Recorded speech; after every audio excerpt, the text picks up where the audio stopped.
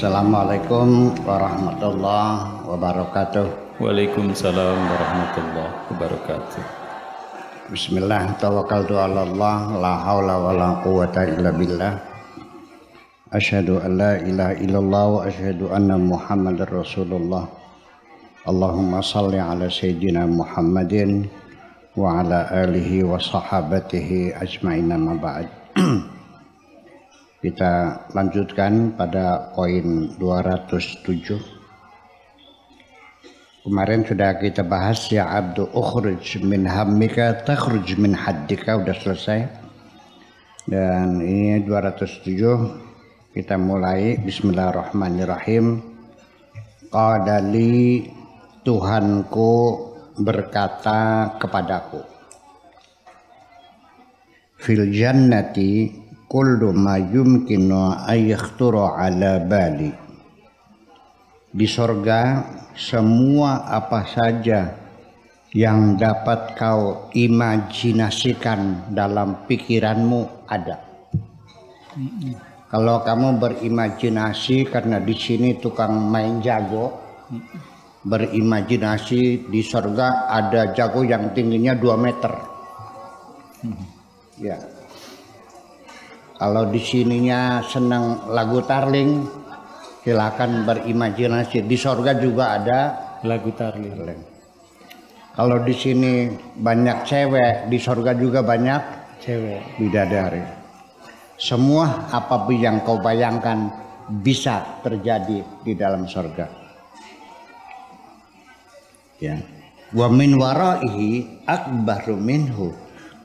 Tapi di balik itu semuanya ada yang lebih besar lagi, yang lebih istimewa lagi. Itu mah ece-ece, ya itu mah recehan semuanya itu. Di balik itu yang hebatnya itu, yang lebih hebat lagi. Jadi artinya bahwa sorga silakan Anda berimajinasi, bisa terjadi. Kalau kamu senang main jago, di sana ada aju jago. Yang senang mabok, di sana ada sungai arak. Betul nggak? Ya. Sungai susu ada nggak? Ada. Sungai madu? Ada. Sungai arak? Ada. Cewek? Banyak. Banyak. Malah satu orang nih kalau yang soleh masuk surga ini bidadarinya 40. Satu bidadari punya stafnya 72. Satu staf punya asisten lagi 4. Jadi berapa tuh? 4 kali 72 kali 40. Pokoknya senotogil lah.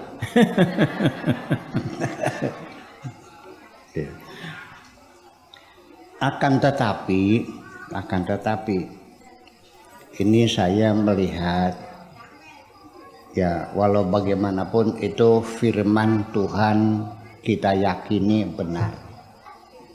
Tetapi situasional dan kondisional ya yang menjadi bagian dari kehidupan kita ini juga perlu dipertimbangkan ketika menyampaikan pesan-pesan Tuhan itu.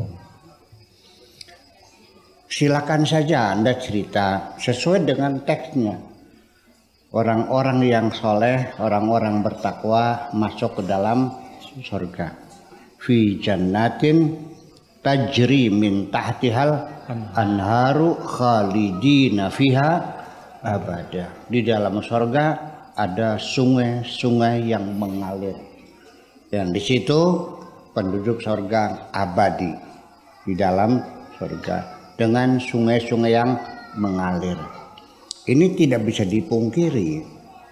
Cerita sungai di surga bagi orang Indramayu tidak tertarik. Yakin mah gadangi banjir maning ngonek.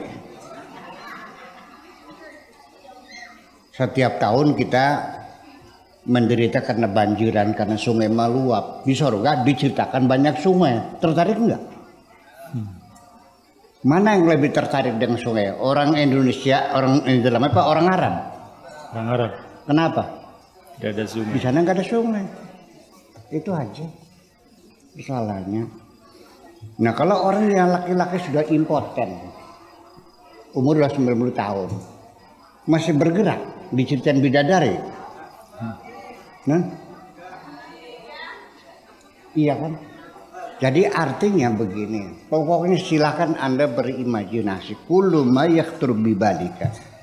Apapun yang bisa kau imajinasikan dalam pikiranmu ada di surga. Kemudian juga wa finnari, dan juga di dalam neraka.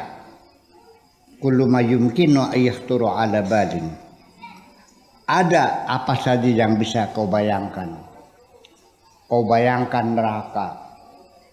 Mungkin salah satu siksaannya lidah kamu disilet-silet.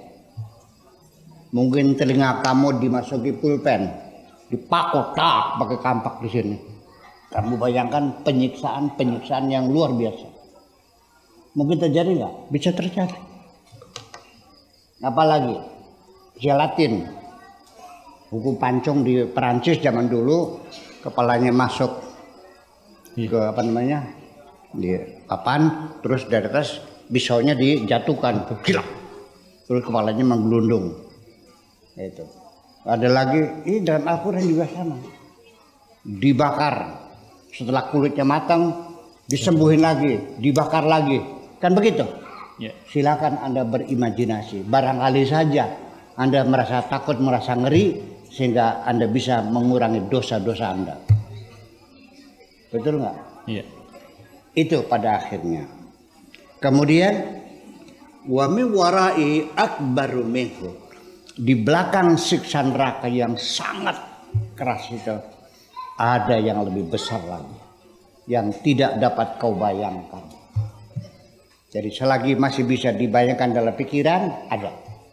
Di balik itu ada yang lebih besar yang tidak bisa dibayangkan. Jadi artinya di sini poin yang penting bagi saya adalah, apalah artinya Anda meyakini adanya surga dan meyakini adanya neraka kalau itu tidak membentuk, tidak memberi pengaruh terhadap tingkah lakumu. Apa artinya kamu takut neraka kalau kamu biasa ngelacur, tetap aja ngelacur tiap hari, apa artinya? Ya. Anda ingin masuk surga, ternyata setiap hari anak yatim terlantar, kau biarkan saja. Ternyata orang miskin yang kelaparan, kau biarkan saja. Apa artinya Anda ingin masuk surga? Jadi yang penting adalah, apakah engkau ingin masuk surga itu mendorong, sebagai faktor pendorong Anda berbuat baik kepada sesama? Itu saja persoalan. Saya ulangi lagi, yang menghantar, yang bisa menghantar surga dengan lebih smooth, ya, lebih licin, lebih mudah menuju surga adalah dengan kebaikan-kebaikan yang kau lakukan kepada sesama, daripada ibadah-ibadah ritual itu. Dengan tanda kutip bahwa saya tidak merendahkan ibadah ritual, itu sudah selesai, itu wajib. Sholat itu wajib kan? Ya sudah selesai, wajib. Kalau dikerjakan berpahala, kalau ditinggalkan ya udah selesai. Tetapi artinya bahwa ibadah ritual itu tidak menjamin kalian sembahyang semua, tiap tahun naik haji, ngewer-ngewer tasbih semua, betul nggak? Terus pakai jubah semua, pakai sorban semua. Lalu dijamin nggak negeri ini akan makmur? Makmur nggak? Setelah kalian sholat semua, tiap tahun naik haji semua, terus makmur nggak negeri kita nih? Yang membuat makmur itu adalah ibadah-ibadah sosial, kebersamaan, kesetiaan, kepedulian, supremasi hukum, itu kejujuran, etos kerja, itu yang bisa membangun kita jadi maju makmur. Paham nggak? Nah ini orang Islam ini terjebak lebih mengutamakan ibadah-ibadah seremonial daripada ibadah-ibadah sosial.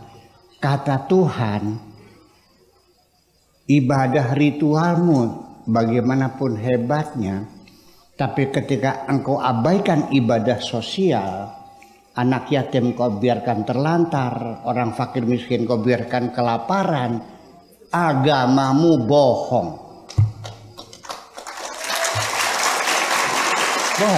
Bohong, bukankah saya? Siapa yang ngomong? Allah. Tuh yang ngomong. Ngomongnya nggak pernah tahu. Aro'aita, apakah kamu tidak tahu? Dengan aro'aita, apakah kamu tidak tahu? Itu bahasanya bahasa manglo, bahasa menyalahkan, bahasa menegur. Apakah engkau tidak tahu orang-orang yang agamanya bohong? Aro'aita ladzi yukadzibu biddin. Ini makanya bahasa Arab perlu diurai. Aro'aita itu Allah lagi menyalahkan kita, lagi menegur kita, lagi marah kepada kita, bukan sekedar bertanya.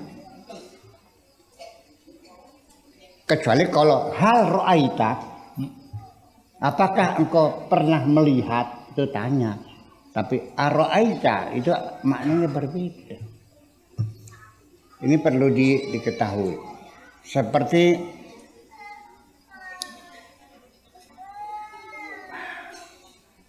Nabi yang kita baca di apa namanya di Wamima,